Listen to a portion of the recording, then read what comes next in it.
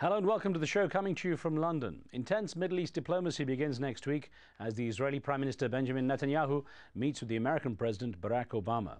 Israel has been pushing Washington to get tough with Iran at a time when President Obama has been setting a reconciliatory tone. In addition, Mr. Netanyahu and his right-wing government have rejected the idea of a Palestinian state living side by side with Israel, which is a cornerstone of American diplomacy. And as time drags on without any progress towards peace, the Israeli government is building more and more settlements for Jewish residents in the occupied West Bank, to the point where it may become impossible to actually establish a Palestinian state there. Well, this is an issue that America's Vice President Joe Biden brought up last week during the influential annual conference of the pro-Israel lobby, AIPAC. But Israel has to work toward a two-state solution. You're not going to like my saying this, but not build more settlements, dismantle existing outposts, and allow the Palestinians freedom of movement based on their first actions, access to economic opportunity, and increased security responsibility. This is a show-me deal, not based on faith. Show me. Well, on today's show, we look at examining the challenges facing the two leaders in finding common ground as they meet, and ask, are Israeli-American ties on shaky ground? Remember, you can join our conversation with your questions and comments. Log on to livestation.com/AJE, enter the chat room and take part.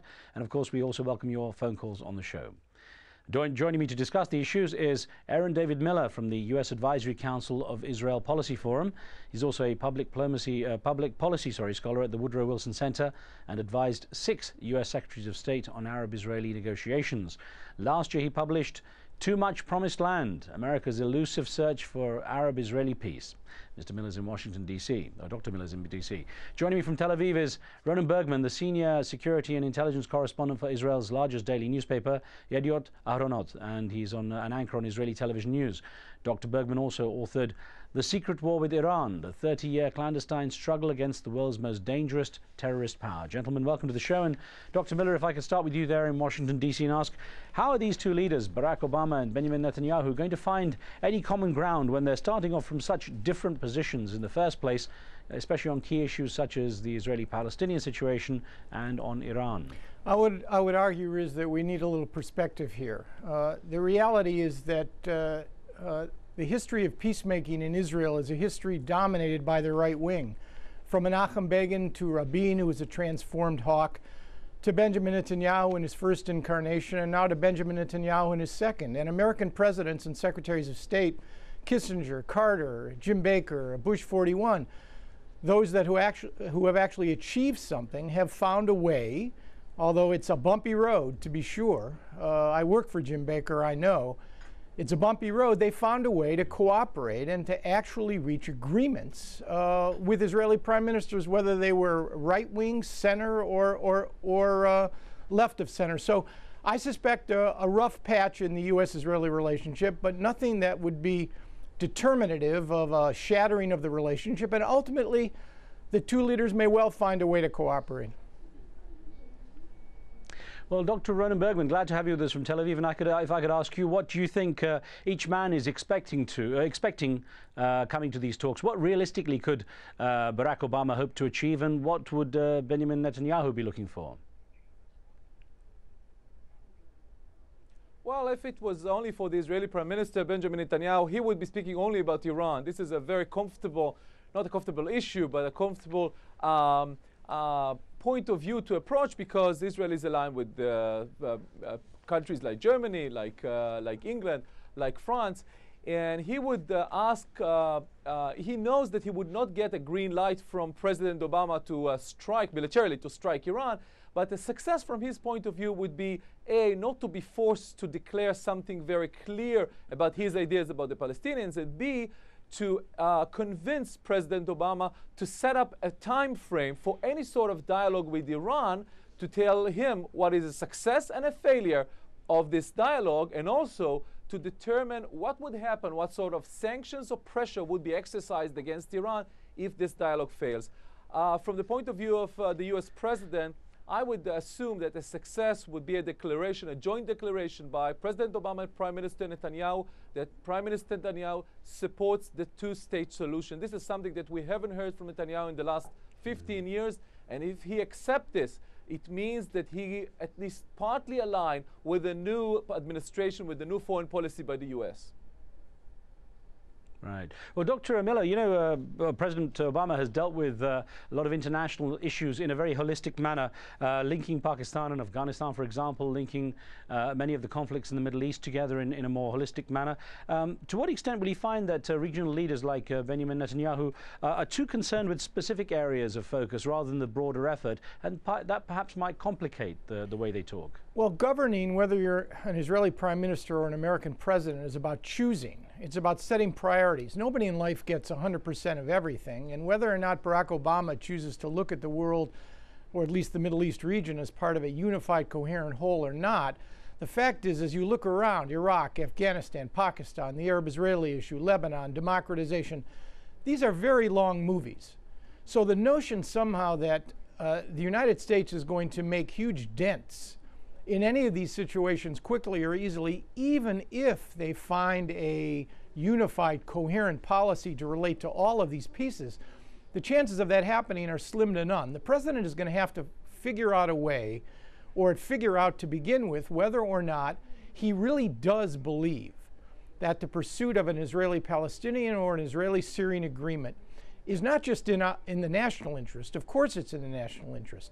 Is it in Barack Obama's interest as president to get deeply involved in one of the trickiest and most intractable problems in the international arena? That's the decision that Barack Obama has to make.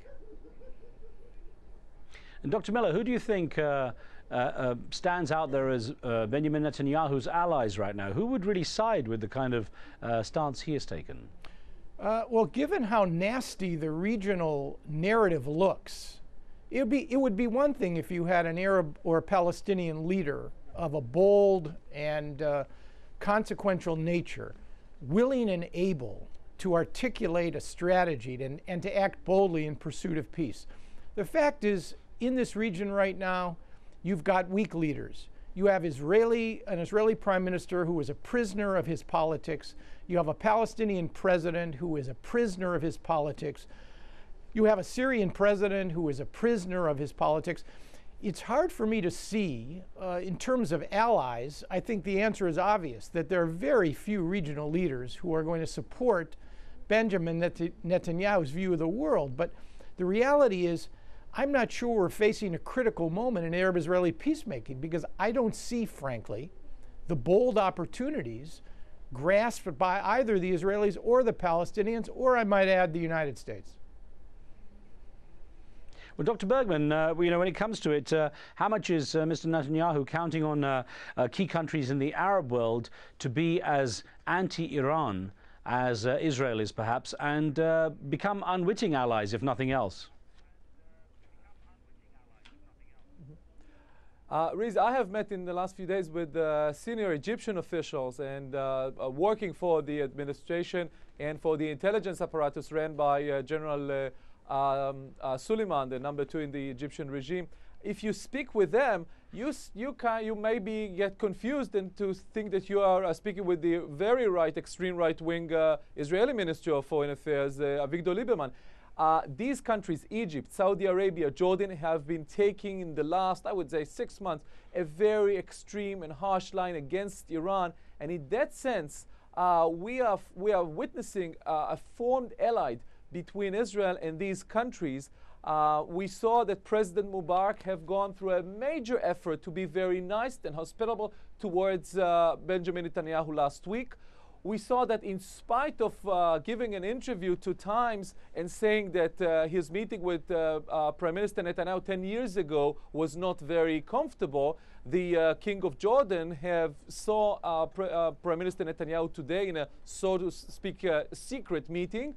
And so I think that this is a very confusing situation, that on one hand, these leaders, these Arab leaders, are going to pursue and pressure President Obama to pressure Prime Minister Netanyahu to do whatever he can to solve the Palestinian problem. But on the Iranian issue, which they see as a fundamental, maybe the #1 threat to their national security interest, they are quite aligned with Netanyahu. And when President Obama is to come to Egypt next month, he will hear from President Mubarak that President Obama, is doing a mistake by issuing the dialogue with Syria and Iran. President Mubarak is going to tell him, listen, they have done nothing to prove and to be worth of your gesture of recognizing their regime and making any sort of conciliation with them.